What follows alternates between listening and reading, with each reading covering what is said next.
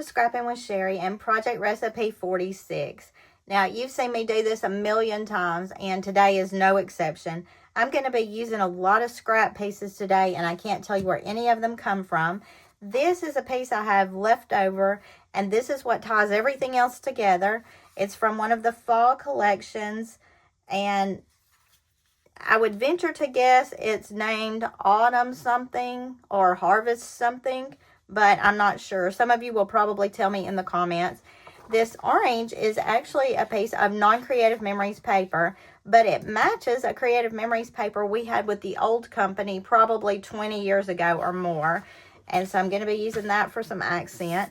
And then these papers came when we came out with our Rainbow Dots pods, and we were able to get this pretty paper along with the Rainbow Dots pods. It was kind of an add-on piece, and it's normal on the back, but it's got a little shimmer on the front, and I like that shimmer. I love the way it matched the greens in these pumpkins, so that's what I'm going with.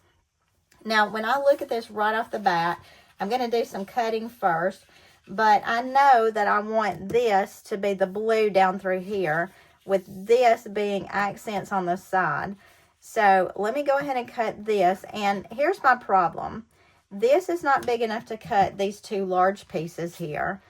And when I look at them, they're 8.5 by 6, and I don't have enough to do 6. I can do it this way, so that's what I'm going to do. And it won't quite be 8.5 tall, but I need to keep the pumpkins directional. So if you're working with directional paper, you need to keep that in mind as you're cutting this out. So I'm just going to cut this at 6 inches. That'll be right in half of this paper. Now, it's not 8.5 tall, but it is 7, so it's pretty respectable as far as size goes. And then for the orange that goes through the middle, we need these to be 5.5 by 12. So I'm just going to go ahead and slide this out and do my 5.5 and my 5.5. Now, the leftover piece of this we're also going to use, which I love because I hate having one little strip left of a piece of paper. So this one is cut at 6. And our main cutting is, let's lay these pieces out and then see where else we are and what else we need. So I'm going to lay these two right through the middle. These are going to kind of butt up against that on each side. And that does still leave some outside edge open. And then we've got the orange along the bottom here and here. Now, the only other thing it shows a border on this. I don't really want to cover up any of my pumpkins, but I would like a border along the top. So what I'm going to do is pull another piece of this orange dot, because when I won this, I won a couple of extra pieces of it. And I'm going to use that for my border. Now, the border I intend to use is called Pumpkin Patch. It's an oldie but a goodie.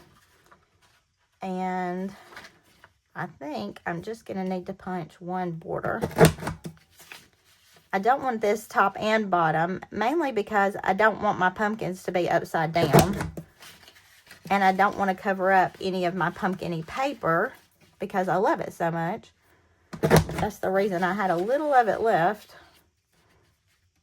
because I tried really hard to conserve it. If you can see, this punch, you just line up the blue. It's a repetitive design, but not quickly repetitive. So you're covering up the blue space on there and just punching down as you go. Now, this is a punch that stays attached, so I am going to have to cut it off. And what I'm going to do is just make the bottom of the design, those little dots are going to be the bottommost area. And I'm just making sure that they are past the cutting line. I don't want a real deep border. And that's about exactly what I wanted. And then that's going to be cut at 6 inches.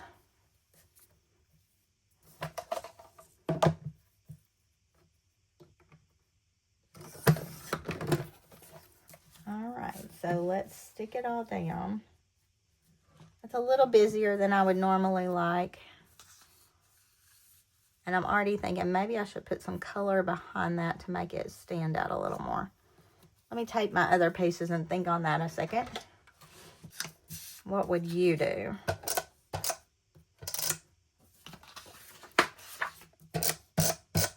You can tell this is not Creative Memories paper because it's not double-sided, but the original Creative Memories paper was also not double-sided. How many of you have been around Creative Memories for a really long time? I started doing this almost 29 years ago. I went to my first class and decided I wanted to be an advisor because I wanted to get a discount.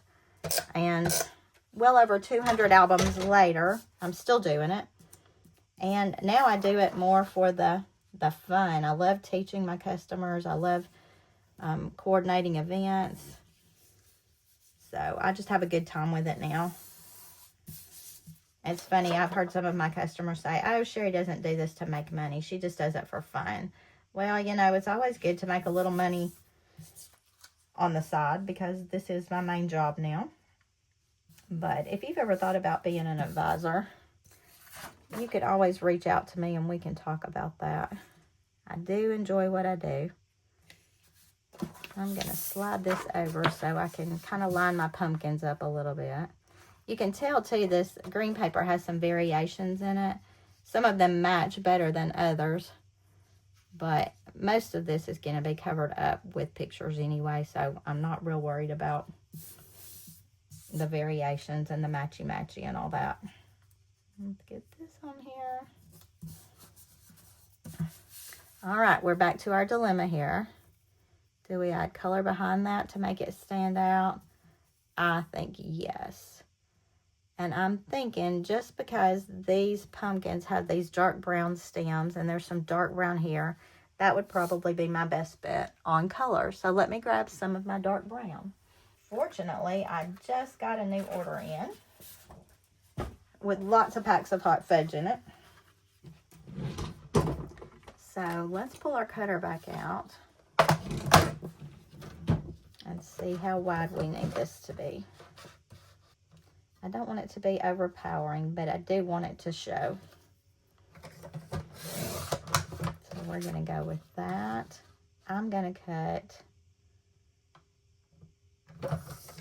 while I'm at it, I'm going to cut several thin pieces, and I'm going to just define my papers a little bit more. Sometimes when I've got too many patterns and they run all over each other, it's just a little too much for me visually. So I think using this brown to define the patterns is going to make me feel better about this page. All right, let's see what that does. I'm going to get my repo tape out for this.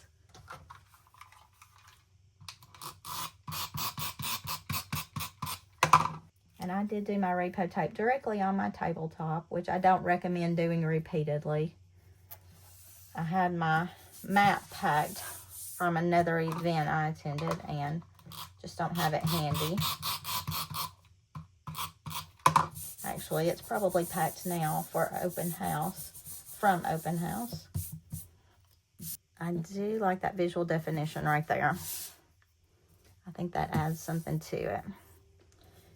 And we need to cut that brown into 6 inches to put our pumpkins on. This is actually a really quick page if you follow the sketch. Notice I said if. Maybe I should have said when, because a lot of you do follow the sketches a lot more closely than me, the recipes. You know, I just get started and I just keep going. I'm going to kind of center this to give me a little bit of that brown along the bottom. Oh, yeah. I think that looks a lot better.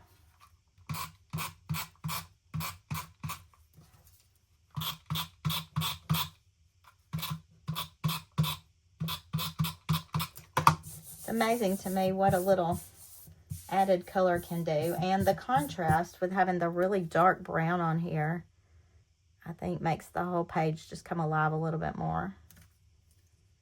And let's add these 2 little strips.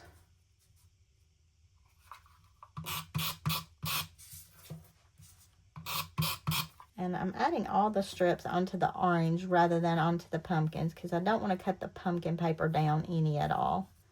It was already kind of small to begin with. Oh, super pretty.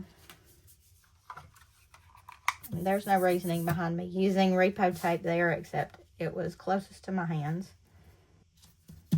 Oh, yeah, look at that. Whoop, there we go. One more. As soon as I think I've got them all taped, I don't.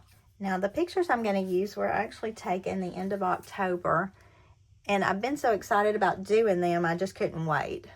So, they were taken, it was my grandson's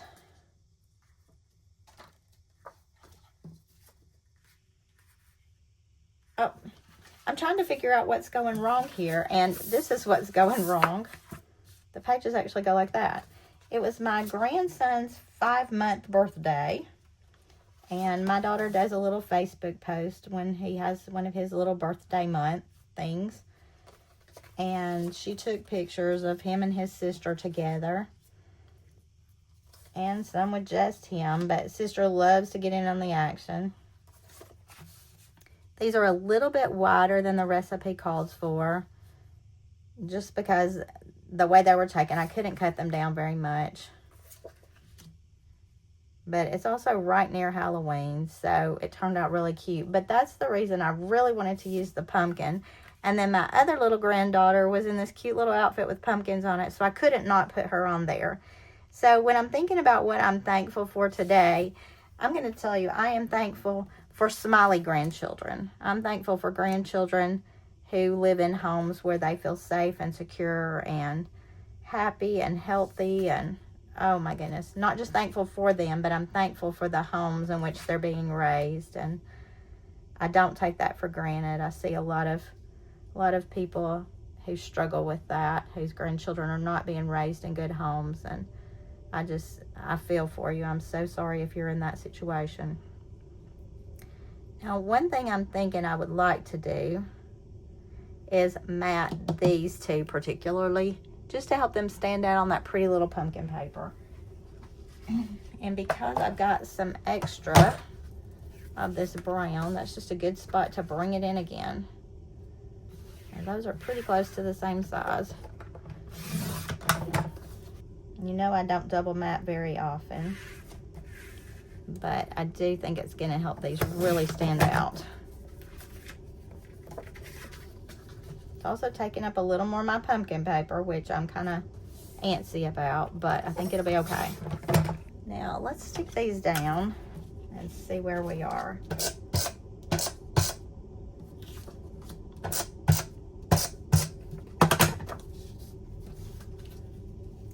Because I didn't develop those side pictures a good width, I'm going to have to play with that a little bit.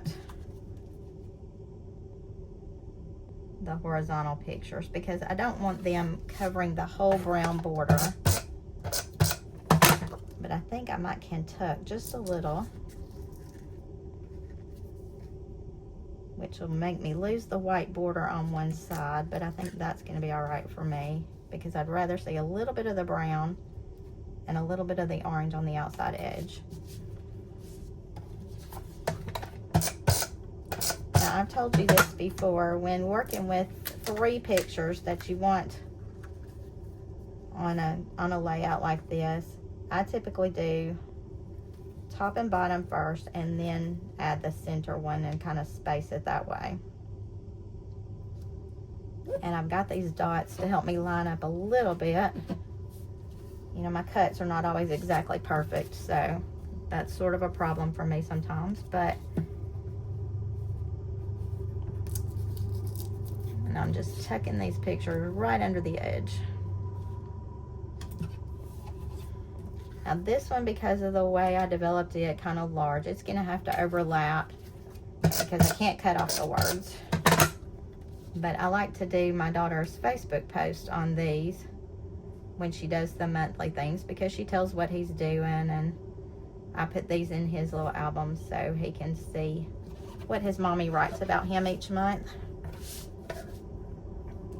All right, let's get sweet little baby over here down. And then we'll tuck all these others here and we'll be done. Possibly. I keep thinking about embellishments, and I just don't know that I want to use a lot of extra stuff on this. I feel like it's got a lot going on. If you notice, a lot of my pages, I seem to be getting away from, I should probably put her in the middle. I seem to be getting away from using lots of stickers and embellishments. I tend to do a lot of paper. But I kind of like it that way. And I love for my photos to be the star of the show, because they are. I don't necessarily do this just for the decorative, crafty aspect of it. I do it because I love my pictures.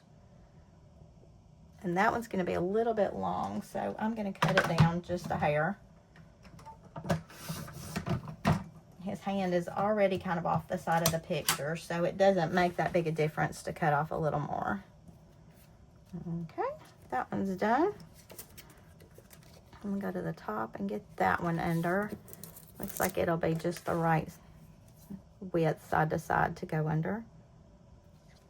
And then this one will work as well. And we'll have another 2-pager done. How are your fall pages shaping up? Are you working on them, or are you so busy right now you don't have time to work? I try to keep up with fall pages as I go, because once December hits, it's crazy. There's lots of pictures, lots of pages, and I pre-make most of my December pages, so I'm ready when the pictures hit. I love this layout, y'all. I am real pleased with this. This is project recipe number 46 out of our book. We are nearing the end of the year and the end of the book. Be sure you vote. If you didn't see last week's episode, be sure you vote on whether you want us to do the challenge cards or the 110 scrapbooking ideas starting in January 2026. But for now, project recipe 46 is done, going in the book, and I love it. So until I see you next time, happy scrapping.